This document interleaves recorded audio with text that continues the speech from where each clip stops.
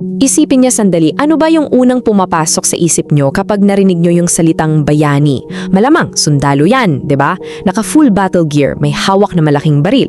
Pero dito sa pagtatalakay natin ngayon, ibabaling natin yung atensyon natin sa isang medyo kakaibang klase ng kabayanihan. Gusto kong i-imagine nyo yung isang lumang bahay kubo. Tapos, nakasabit sa dingding may isang kinakalawang na itak. Oo, simpleng itak lang, pero sobrang talim. Alam nyo, sa kasaysayan ng mga giyera, lagi nating naririnig yung mga kwento tungkol sa malalaking hukbo. Pero noong ikalawang digmaan pandaigdig, doon sa mga tahimik na baryo sa Pangasinan, may isang grupo na humarap sa isa sa pinakamalakas na imperyo sa mundo, gamit lang ang itak na yan. Sila yung mga tinatawag na Bulomen. Tara, himayin natin yung nakakamanghang kwento nila. Okay, simulan natin to sa pagkumpara sa dalawang puwersa. Kasi grabe talaga yung contrast.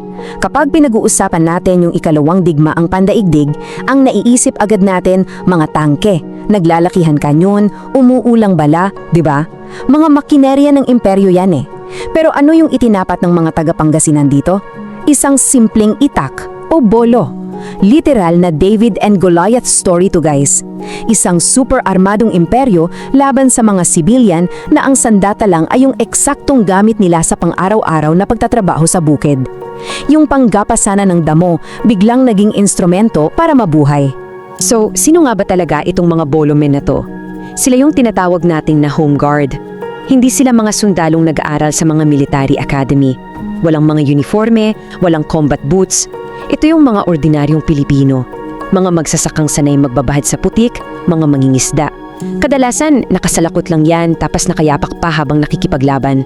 Wala silang formal na training o gamit, pero alam nyo, hindi yun yung hadlan eh. Wala man silang baril, bawing-bawi naman sa tapang at matinding pagmamahal sa mga tahanan nila. Sundan natin kung paano ito nabuo sa paglipas ng panahon. Kasi mula sa isang desperate move, naging isang napakalaking kilusan siya. Nagsimula ang lahat noong 1942 nang masakop ng mga Hapon ang Pilipinas, na siyang nagtulak para mabuo agad yung Bolo Battalion. Fast forward sa Enero 1945, umabot tayo sa makasaysayang pagdaong sa Lingayen Gulf. Hanggang sa pagkatapos ng giyera kung saan tahimik silang bumalik sa normal na buhay. Bawat bahagi ng timeline na to, punong-puno ng matitinding sakripisyo at yan yung isa-isahin natin ngayon. Balikan natin yung madilim na taong 1942. Pumasok yung Imperyong Hapon sa Pilipinas, tapos mabilis na kumalat yung mga garrison nila sa bawat bayan sa Pangasinan. Yung mga formal na gerilya noon may malaking problema. Kulang na kulang sila sa baren. So dahil desperado na yung sitwasyon, kinailangan nilang humingi ng tulong sa mga sibilyan. Doon, sa ilalim ng dilim ng gabi, nagtipon-tipon yung mga kalalakihan sa ilalim ng mga punong mangga. Doon ipinanganak ang Bolo Battalion. Yung mga itak na ginagamit nila kanina para magbiyak ng buko o gumapas ng palay, kinailangan nilang patalasin ng husto para ipantapat sa mga dreyuhan. Talk about making do with what you have, di ba? Alam nyo, habang yung mga pumal na gerilya na may mga baril ay nagtatago sa malalayong bundok para magplano ng atake, itong mga bolomen natin, binigyan ng kakaiba pero napakabigat na misyon. Sila nga yung naging home guard. At may tatlo silang pangunahing trabaho. Una, kailangan nilang manatili sa mga baryo. Pangalawa, sila yung direktang magpoprotekta sa mga pamilyang civilian na naiwan. At pangatlo, sila yung magsiserve bilang early warning system ng buong komunidad. Hindi sila tumakbo para magtago. Literal nilang hinaharap yung pangid araw-araw kasi sila yung first line of defense ng mga kapamilya nila. Ngayon, ang talagang nakakabilib sa bahaging ito ng kwento ay kung paano sila naging pinaka-epektibong intelligence network sa buong Pangasinan. Sila yung naging mata at tenga ng revolusyon. Bakit? Kasi nagtatago sila in plain sight. Kapag tinitingnan sila ng mga sundalong Hapon, ang nakikita lang nila, mga kawawang magsasaka na nagbubungkal lang lupa. Wala silang kamalay-malay na yung taong nag-aaraw mismo sa harapan nila, kumukuha na pala ng napakahalagang military intel. Sobrang talino, di ba? Ginamit nila yung pagiging ordinaryong magsasaka nila bilang the perfect cover para sa espionage. Paano ba nila ginagawa to sa totoong buhay? Imagine niyo to. Hakbang 1. Mag-aararo ka sa bukid na parang wala kang ibang iniisip. Super normal, walang kahina-hina. Hakbang 2. Habang nakayuko ka nagtatrabaho, palihim mong bibilangin yung bawat sundalong Hapon, bawat truck ng supply o kanyo na dumadaan sa kalsada. Tapos, hakbang 3, ipapasa agad nila yung impormasyon sa mga gerilya sa bundok. Pero wala naman silang radyo. So paano? Gagawa sila ng natural na ingay. Pagkatok sa mga kawayan o kaya gagayahin yung huni ng ibon. Grabe, para kang nanonood ng spy movie. Pero totoong buhay to na ginawa sa gitna ng gera. Siyempre, hindi lang sila tagapasa ng impormasyon. Mga mababasik din silang mandirigma kapag kinailangan. At kapag umatake sila, punong-puno ng tensyon. Sabi nga ng mga nakasaksi, kapag humugot na ng itak sa dilim ang isang buluman, wala ng ranggo-ranggo yan. General ka man o ordinaryong sundalo, pantay-pantay kayo. Dahil kabisado nila yung pasikot-sikot ng sarili nilang lupain, napakaraming armadong patrolya ng Hapon ang bigla na lang naglalaho at hanggang na nakita pa sa masukal na kagubatan ng Pangasinan. Ginamit nila yung bilis, pagiging tahimik at yung nakapangingilabot na talim ng itak nila para maghasik ng takot sa kalaban.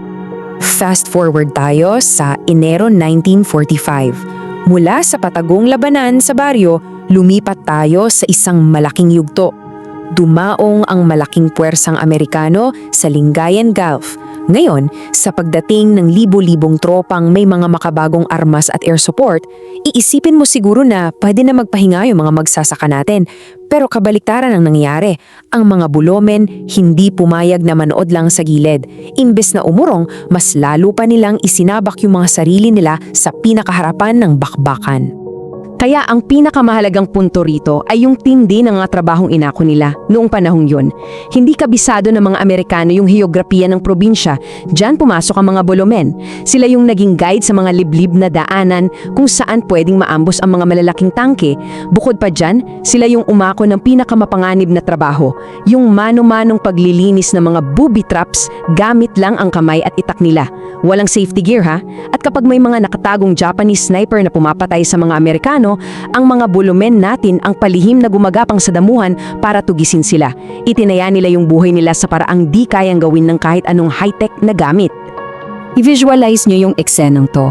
Sa isang banda, nandyan yung mga sundalong Amerikano, nakamapapal na uniforme, may helmet na bakal, bit-bit yung mga maaasahang M1 Garand nila.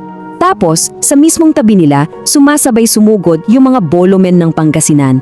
Walang kahit anong armor sa katawan, nakapaa sa gitna ng putukan at ang tanging sandata ay itak. Yung ganitong klase ng hindi makapaniwalang tapang sa close quarter combat, umani ng napakalalim na respeto mula sa mga dayuhang sundalo.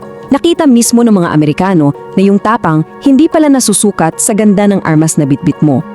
Pero ano ang nangyari nung tapos ng putukan at lumapas ng usok ng gyera? Ito na siguro yung pinaka nakakadurog ng puso pero pinakamarangal na bahagi ng ating pagtatalakay. Matapos nilang itaya ang lahat para sa kalayaan, muling binalik ng mga bulomen yung mga itak sa kaluban. Umuwi sila ng tahimik at bumalik sa pagtatanim sa mga palayan ng Pangasinan. Dahil hindi sila nakalista bilang formal na sundalo, karamihan sa kanila hindi kailanman nakatanggap ng gold medals, walang benepisyo, walang official na pag-akyat sa entablado para parangalanan. Ginawa nila yung tungkulin nila nang walang hinihintay na kapalit. Yung makitang ligtas lang ang bayan nila, sapat ng premyo yon para sa kanila. At perpektong ipinapakita nito yung pinakaniwa ng kwento natin ngayon. Gusto kong tumatak sa inyo yung kaisipang to. Ang pinakamalakas na armas ay hindi ang baril, kundi ang determinasyon ng isang taong nagnanais na maging malaya. Nasisira ang mga tangke, nauubusan ng bala ang mga baril. Pero yung pusong nag-aalab para ipagtanggol ang sariling lupa, tulad ng pinatunayan ng mga magsasaka at mangingisda ng Pangasinan, iyan ay isang puwersang hindi kailanman mapapabagsak ng kahit anong imperyo. Ito yung tunay na pamanang iniwan ng mga bulomin sa atin. Kaya bago tayo matapos, may gusto akong iwan sa inyo. Sa susunod na dadaan kayo sa malalawak na bukirin sa Pangasinan o kaya napansin nyo yung isang lumang itak na nakasabit sa maruming kusina ng inyong mga lolo't lola, isipin nyo yung bigat ng kasaysayan na pwedeng dala niyan. Ang lupang kilatapakan natin ngayon ay pinoprotektahan ng mga kamay na sanay sa hirap. Kaya, tatanungin ko kayo, may kwento ba yung pamilya nyo tungkol sa kabayanihan ng inyong mga ninuno bilang bahagi ng Bolo Batalyon? Huwag nating hayaang mabaon yan sa limot. I-share nyo yung mga kwento at pangalan nila sa comment section natin sa ibaba para mabigyan natin sila ng nararapat na parangal at hindi natin malimutan ang kadakilaan nila. Maraming salamat sa pagsama nyo sa pagsusuri natin ngayon at patuloy tayong matuto mula sa ating kasaysayan. Kung nagustuhan mo ang kwentong ito, huwag kalimutang i-like ang video, mag-subscribe at i-on ang notification bell para sa iba pang alamat at kwentong bayan. I-share mo rin ito para mas marami pang Pilipino ang makaalala ng kagandahan ng ating mga kwento.